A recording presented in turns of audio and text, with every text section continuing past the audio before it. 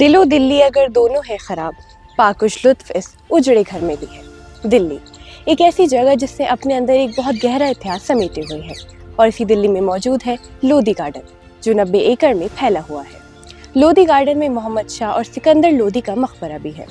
आज धरोहर के इस एपिसोड में हम बात करेंगे सिकंदर लोधी के बारे में, जो दूसरे और सबसे सक्सेसफुल रूलर थे। तो चलिए हिस्टोरियन साकिब सलीम के साथ चलते हैं और बताते हैं आपको लोधी गार्डन की दिलचस्प बातें और सिकंदर लोधी के बारे में।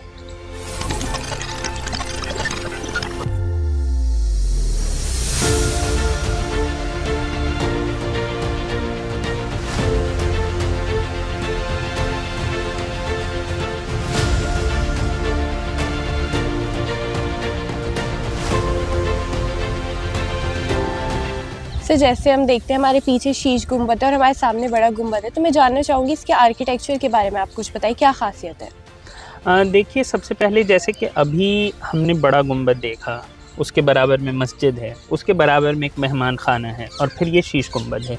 ये लोधी टाइम की चीज़ है।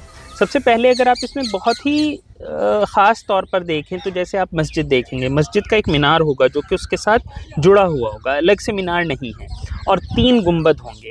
ये टिपिकल तुगलक पीरियड की जो मसाजिद हैं, ये उनकी ख़ासियत है। मतलब तुगलक पीरियड में जो मॉस्क्स बनी हैं वो इस तरीके से बनी हैं, और ये इसके मतलब ये एक तरीके से ट्रांजिशन पीरियड है जहाँ पे कि तुगलक पीरियड से होते हुए आप मुग़ल पीरियड की तरफ जा रहे हैं। तो ये मुग़ल पीरियड आने से पहले का एक जो जिसे हम समावेशी या सिंक्रेटिक आर्किटेक्चर कहते हैं, यहाँ पे थोड़ा सा आपको वो भी दिखाई दे रहा है, आपको थोड़ा उससे मतलब तुगलक के टाइम का भी दिखाई दे रहा है। और अगर आप देखें तो जिस तरीके से नक्काशियाँ हुई हैं, तो उसमें से किस तरीके से फूल पत्तियों का जो इस्तेमाल शुरू हुआ है वो एक ख़ासियत है। क्योंकि ये भी एक मतलब क्योंकि मुस्लिम्स में जानदार चीज़ों की तस्वीर नहीं बनाई जाती है, लिविंग बीइंग्स की, तो फूल पत्तियों की बनाई जाती है। तो वो सारी चीज़ें भी यहाँ पर सामने से नज़र आती हैं। उसके अलावा एक और ख़ास चीज़ जो आपको नज़र आती है कि यहाँ पर एक मेहमान खाने का होना, ये भी अपने आप में एक अलग तरीके की चीज़ है कि मेहमान खाना एक ऐसी जगह पे जहाँ पे कि टूम्ब है वहाँ पर क्यों है और वो किस तरीके से, इसकी बहुत सारी एक्सप्लेनेशन है। तो ये आर्किटेक्चर की एक ख़ासियत ये है कि ये एक तरीके से आपको ट्रांजिशन का टाइम दिखाई देगा, जबकि दिल्ली में सल्तनत पीरियड की शुरुआत है, जैसा कि मैंने पहले भी कहा, डोम्स की भी शुरुआत है, और इसके अलावा यहाँ पे एक सिंक्रेटिक आर्किटेक्चर की भी शुरुआत है। सर, सबसे अहम सवाल लोधी गार्डन में है हम, तो लोधी गार्डन के बारे में आप मुझे कुछ बताइए। जी, लोधी गार्डन के बारे में सबसे पहले आपको ये पता होना चाहिए कि ये जो आपको जितने भी स्ट्रक्चर दिखाई दे रहे हैं, तो ये स्ट्रक्चर बेसिकली किसी एक जगह नहीं थे। मतलब ये अलग अलग स्ट्रक्चर बने थे, और ये पहले खैरपुर गांव भी कहलाती थी ये जगह। तो इसे एक जगह एक 4 दीवारी में करके सारे स्ट्रक्चर्स को एक पार्क बनाने का काम अंग्रेज़ों के ज़माने में हुआ। लेडी विलिंगटन, जो कि उस ज़माने में वाइस रॉय की वाइफ हुआ करती थी, उन्होंने इसका इनॉग्रेशन किया। इसे लेडी विलिंगटन पार्क कहा गया, और आज़ादी के बाद अंग्रेज़ों का नाम हटाते हुए विलिंगटन पार्क का नाम बदला गया और इसका नाम लोधी गार्डन किया गया। लोधी गार्डन होने की वजह यह है कि इसमें लोधी टाइम के बहुत सारे स्ट्रक्चर हैं। इसमें उससे पहले के भी स्ट्रक्चर हैं, लेकिन लोधी टाइम के ज़्यादातर स्ट्रक्चर होने की वजह से ये लोधी गार्डन कहलाया। बाहर की रोड को लोधी रोड कहा गया, और मतलब एक तरीके से लोधी के ज़माने की मतलब लोधी डायनेस्टी, जो सिकंदर लोधी, बहलोल लोधी, इब्राहिम लोधी का जो दौर है, ये उसकी एक तरीके से यादगार दिल्ली में सबसे इम्पॉर्टेंट यादगार बनी। सर, जैसे हम देखते हैं कि इस जगह पे 2-3 मकबरे, से मोहम्मद शाह का मकबरा, सिकंदर लोधी, और भी कई लोगों का यहाँ पे मकबरा है, तो यहीं पे क्यों है? क्योंकि बहुत बड़े बड़े नाम हैं। जी, यहाँ पर क्यों है, ये एक सवाल बहुत अच्छा है। असल में यहाँ पर होने की एक वजह यह है कि आम तौर पर जो मकबरे होते थे, जो दफनाने का काम होता था, वो ऐसी जगह होता था जो कि उनकी उसके करीब हो, मतलब जहाँ पर वो रहते हैं, जहाँ पर उनके महल हों, जहाँ पर उनके किले हों। तो ये लोधी का इलाका है, लोधी यहाँ पर थे, तो उन्होंने अपने इलाके में ज़ाहिर सी बात है मतलब अपने कब्रिस्तान को बनाया, तो ये उसका इलाका है, इस वजह से वो यहाँ पर है। तो मतलब जैसे शाहजहाँ को जब दफनाना था तो उसने उस जगह दफनाया जहाँ पर वो रहते थे, तो वो आगरा में दफनाएंगे। तो ये वो इलाका है। दिल्ली में भी अलग अलग इलाके हैं, जैसे कि महरौली का इलाका अलग टाइम पे आबाद हुआ, शाहजहानाबाद का इलाका अलग टाइम पे आबाद हुआ, तो ये इलाका भी लोधी के ज़माने में आबाद इलाका है।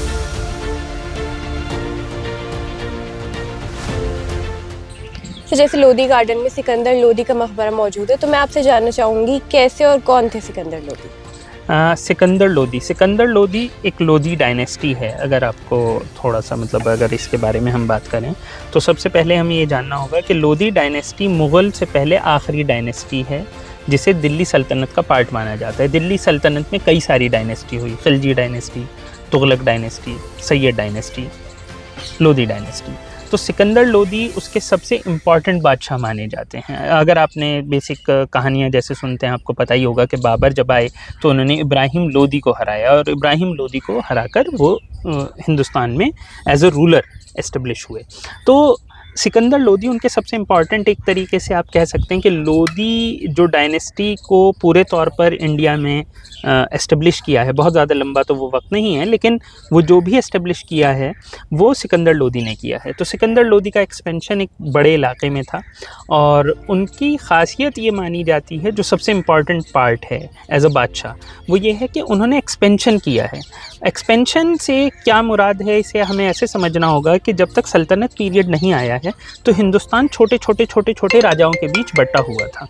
तो वो छोटे छोटे राजाओं को मिलाकर एक जगह लेने का जो प्रोसेस शुरू हुआ है, जो धीरे धीरे अकबर के टाइम में अपने पीक पर पहुंचा और हिंदुस्तान एक जगह आया। तो जिसे हम आज के टाइम में मॉडर्न इंडिया का कंसेप्ट कहते हैं, वो कहीं ना कहीं वहीं से शुरू हो जाता है। हो तो वो खिलजी से शुरू हो जाता है, लेकिन सिकंदर लोधी उसकी एक इम्पॉर्टेंट कड़ी है।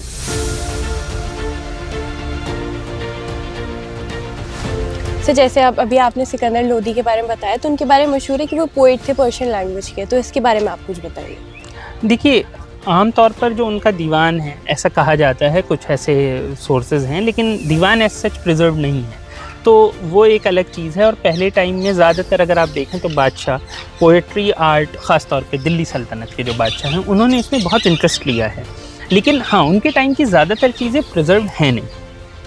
सर, मैं जानना चाहूँगी कि शरिया कोर्ट भी उन्होंने इस्टेब्लिश किया था, तो क्या है शरिया कोर्ट और उस टाइम पे कैसे इस्टेब्लिश हुआ? देखिए, वो शुरुआत है, जबकि एक तरीके से आप देखा जाए तो ये सल्तनत पीरियड की शुरुआत का वक्त है। तो ये मुग़लों का वो वक्त नहीं है, जबकि आप ये कह सकते हैं कि हिंदुस्तान में जो मुस्लिम हैं वो हिंदुस्तान में पैदा हुए लोग भी हैं।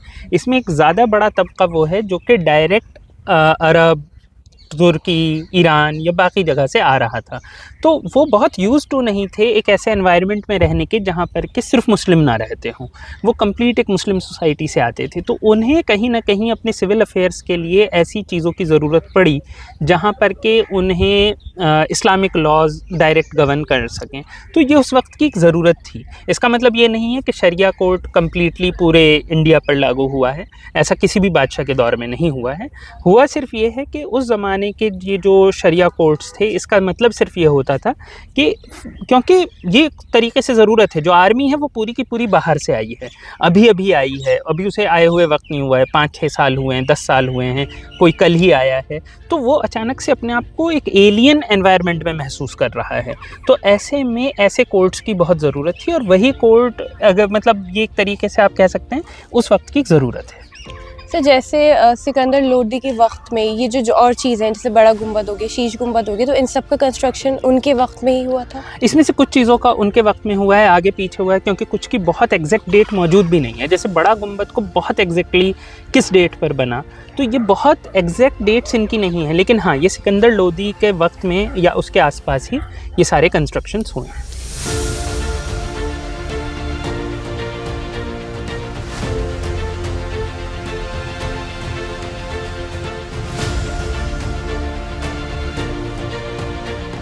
तो जैसे हमारे पीछे सिकंदर लोधी का मकबरा है, तो मैं आपसे इसके आर्किटेक्चर के बारे में जानना चाहूँगी। देखिए, सबसे पहले तो जैसे ही आप इसके अंदर घुसते हैं सिकंदर लोधी के मकबरे में, जो कि यहाँ लोधी गार्डन के अंदर ही है, तो आप अगर गौर करें तो इसमें सबसे ख़ास बात यह है कि जैसे ही आप अंदर जाएंगे तो आप में से जो भी इंसान हुमायूं के मकबरे में गया हो, तो वहाँ पे बाहर ही एक ईसा खान का मकबरा नज़र आता है। आपको एकदम से लगेगा कि आप ईसा खान का मकबरा देख रहे हैं, बस रंग थोड़ा सा अलग है। तो ये एग्जैक्टली इसलिए है क्योंकि ईसा खान का मकबरा भी लोधी टाइम्स की पहचान है और ये भी लोधी टाइम्स की पहचान है। तो ये लोधी टाइम्स का एक स्ट्रक्चर है, पहली चीज़। दूसरी चीज़, एक और चीज़ है, अगर आप इस पे गौर करें तो जैसे आप बाहर से घुसे थे तो आपने देखा था बड़ा गुंबद, शीश गुंबद या शीशा गुंबद जो भी आप उसे कहें, तो वो चौकोर थे। लेकिन ये ऑक्टागनल हैं, यानी कि इसके 8 कोने हैं। तो ये ऑक्टागनल है और ये इसी टाइप के मज़ार जो हैं वो लोधी डायनेस्टी या उससे थोड़ा पहले अगर आप देखें तो सैयद डायनेस्टी वगैरह में बने हैं कुछ। तो ये एक अलग टाइप का आर्किटेक्चर है। आप इसमें देखें, आपको इसमें डिस्टिंक्ट कल्चरल कुछ चीज़ें दिखाई देंगी जो तुगलक टाइम्स और लोधी टाइम्स की नज़र आती हैं, तो इसमें साफ नज़र आती हैं। इसके बाद के अगर आप मकबरे देखें तो वो काफ़ी अलग हैं। जैसे जो मुग़ल टाइम्स में जो शुरू हुए, जो शुरुआत अब्दुल रहीम से होती है और जिसका एक तरीके से पहला रिप्रेजेंटेशन हुमायूं का मकबरा ख़ुद है, तो वो आप इससे बहुत अलग पाएंगे। आप देखेंगे कैसे एक बड़ा सा गुंबद होगा, उसके नीचे मतलब एक 4 तरफ से एक जगह होगी, सेंटर में एक मतलब एक ऊंचाई पर एक कब्र होगी। तो वो ये उससे काफ़ी अलग है और ये उसका एक रिप्रेजेंटेशन है, जिसके रिप्रेजेंटेशन इतने अच्छे हालात में बहुत कम देखने को मिलेंगे। अगर आप देखेंगे तो बहुत ज़्यादा नहीं बचे हैं। दिल्ली में भी या तो ईसा खान है या ये है या फिर मोहम्मद शाह है।